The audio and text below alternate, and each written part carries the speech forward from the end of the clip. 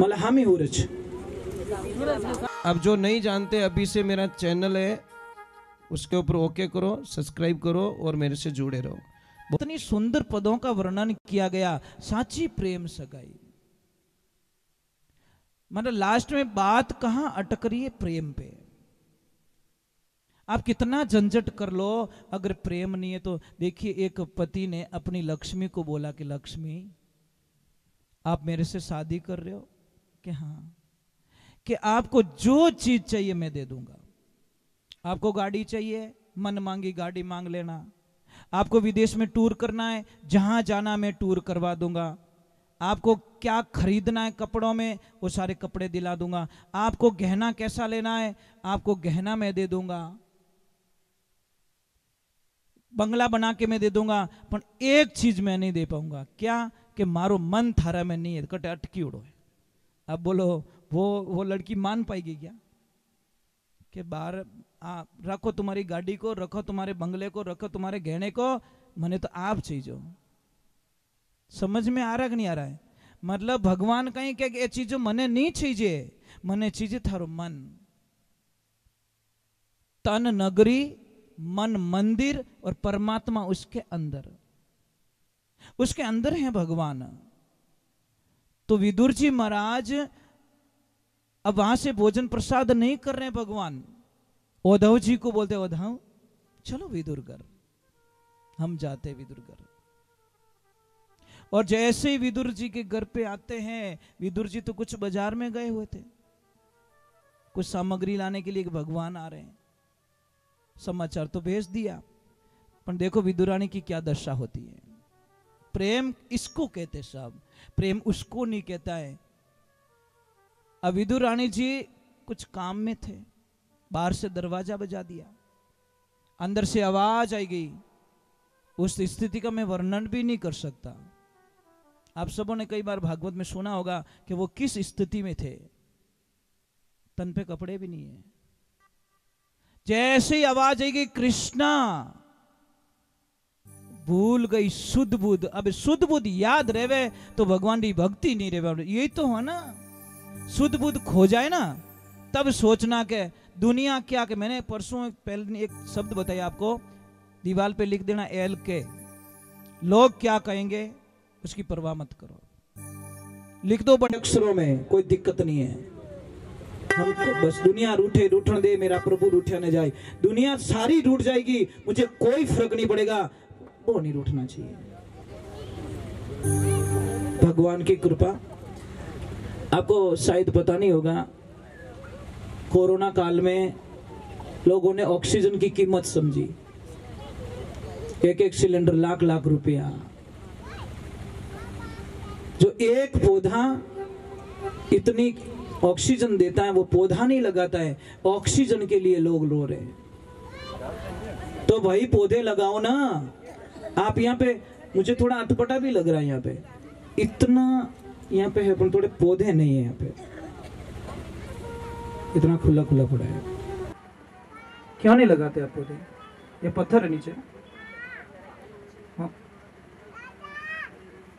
अच्छा, तो तेरी मेरी में पौधे नहीं लगा रहे। अरे उनको बोलो तेरा है तो तू पौधा तू ही ले जाना यार, छाया तो करने दे।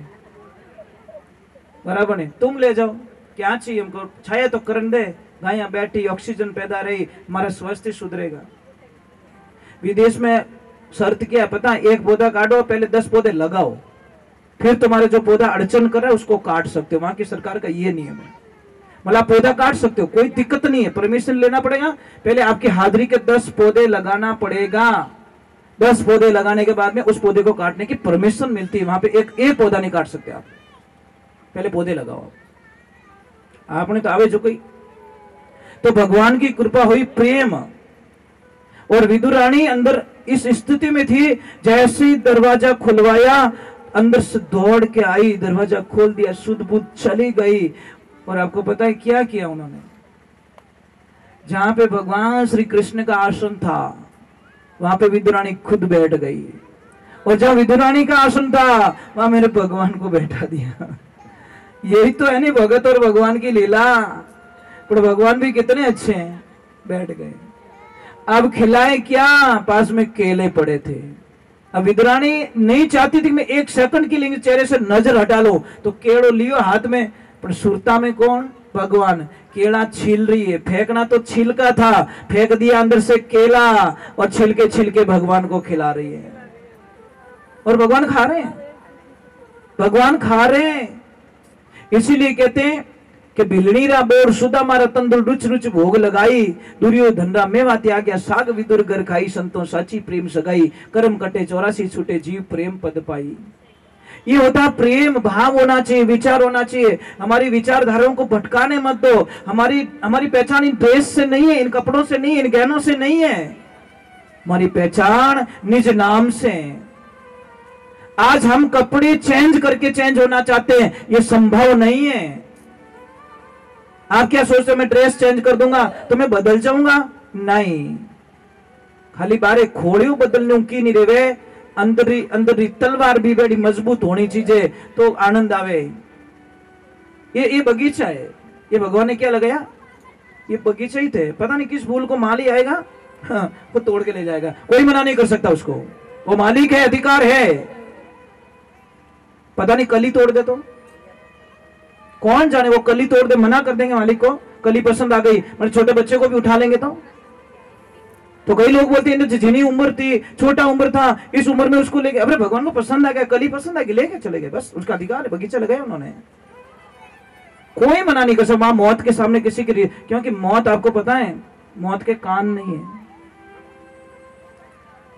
वो क्या कहते, भगवान मेरे कान होंगे ना, कोई रोएगा मैं छोड़ दूंगी, दया आ जाएगी मुझे, अरे बेचारे बहुत तड़प रहे हैं, नहीं लेके आओ, पर मुझे आवाज नहीं आनी चाहिए, चाहे कितने भी रोए, मुझे बिल्कुल सुना ही नहीं देना चाहिए। मैं उस जीव को आराम से ले आऊंगी, अगर मैंने सुन लिया तो मैं वहीं छोड़ दूंगी, दया आ जाएगी मुझे। तो पहले ही काल और मौत ने बोल दिया, कान नहीं चाहिए मेरे को, आवाज नहीं आनी चाहिए मेरे को।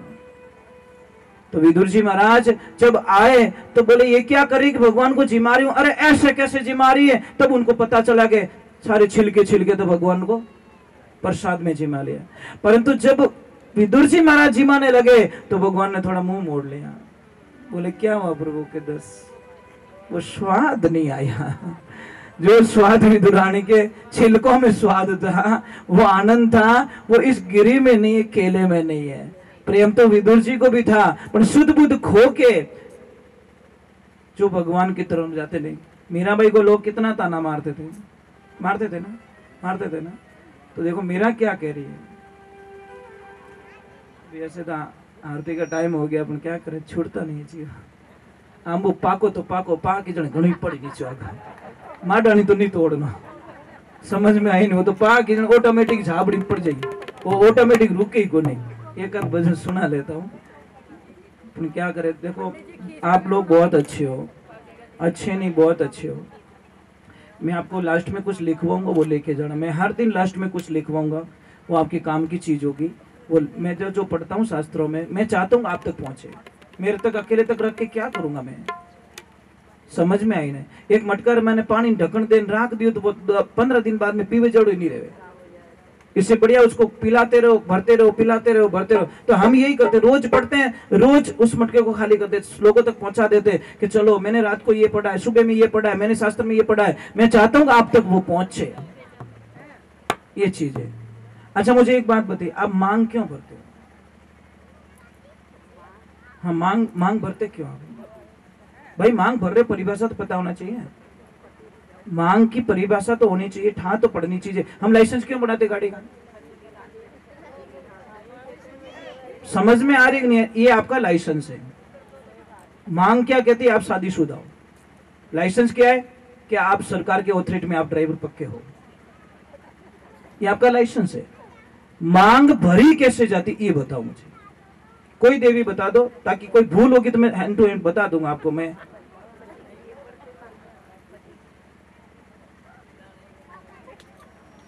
बस खाली फेरा खाओ ना ताको राखी, इससे आगे कोई सोच थी नहीं। देवियां मांग है नहीं, मांग में इतनी शक्ति है, आपके पति को कभी अकाल मृत्यु नहीं आ सकती, इस मांग में इतनी ताकत है।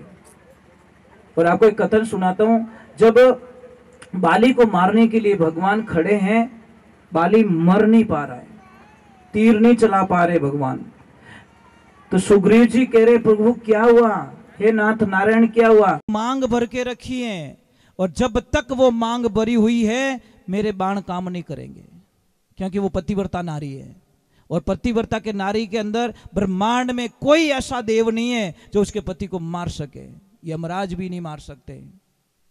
तो फिर क्या करे, जैसे ही तारा स्नान करने बैठी, जैसे ही पानी डाला भगवान ने बाण चलाए, बाली को खत्म कर दिया।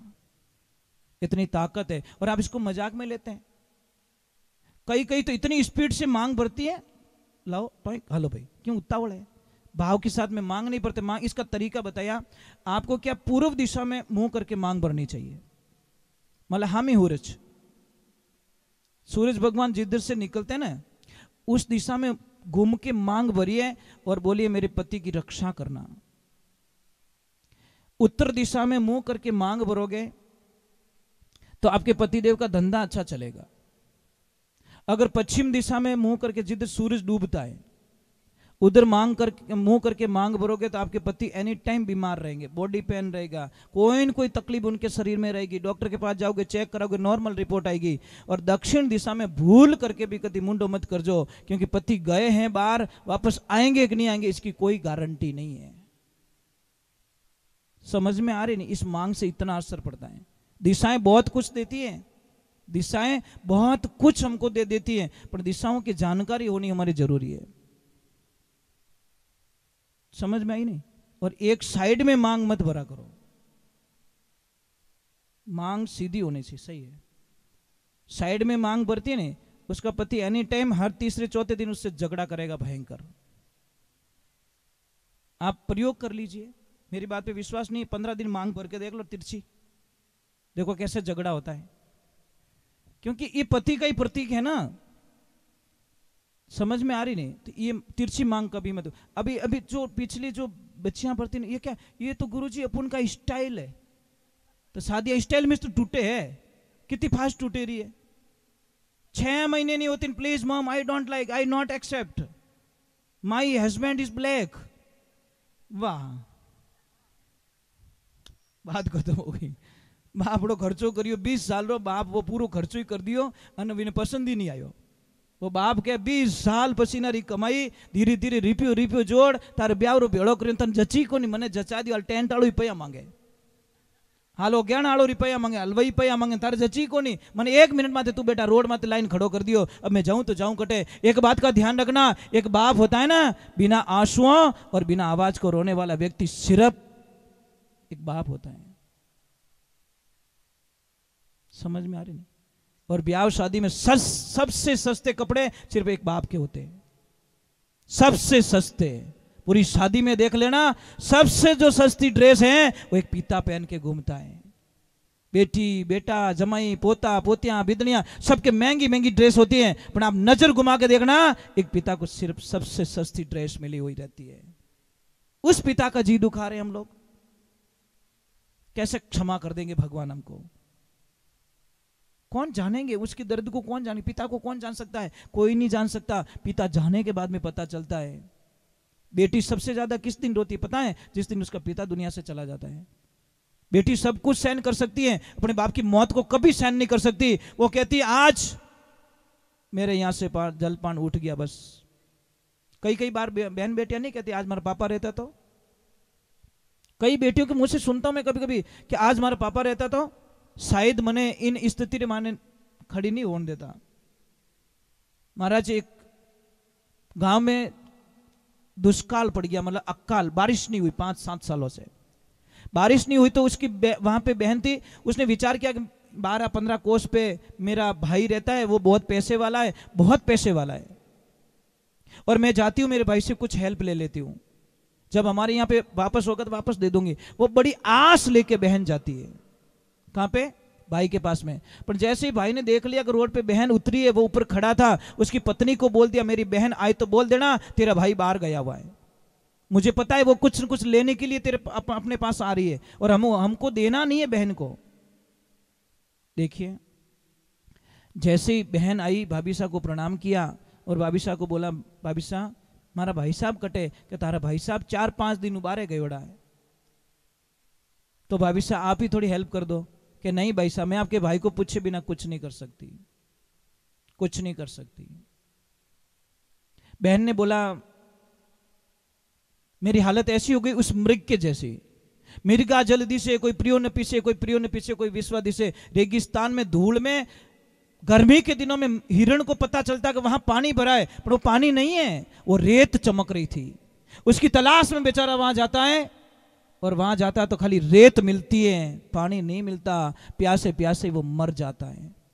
उस बहन ने बोला वो हिरण के जैसी मेरी हालत। मैंने सोचा मेरे भाई के पास में जाऊंगी, मेरी इच्छा पूरी करेगा, मेरे को कुछ न कुछ देगा, मेरे बच्चों के लिए कुछ देगा। मेरा पति 6 महीने से पड़ा है, बीमार पड़ा है, उठ नहीं पाता। मैं काम पे जाती हूँ, मेरे बच्चों का पालन पोषण होता है, और मुझे बड़ी आस थी मेरे भाई के पास में बहुत माया, मुझे देगा, पर दी नहीं। जैसे ही बाहर निकली, बाहर सामने वाले चबूतरे पे एक भाई बैठा। उसने बोला बहन क्यों रो रही है? कि मैं इस काम से आई भैया, और मतलब मेरा भाई बाहर चला गया।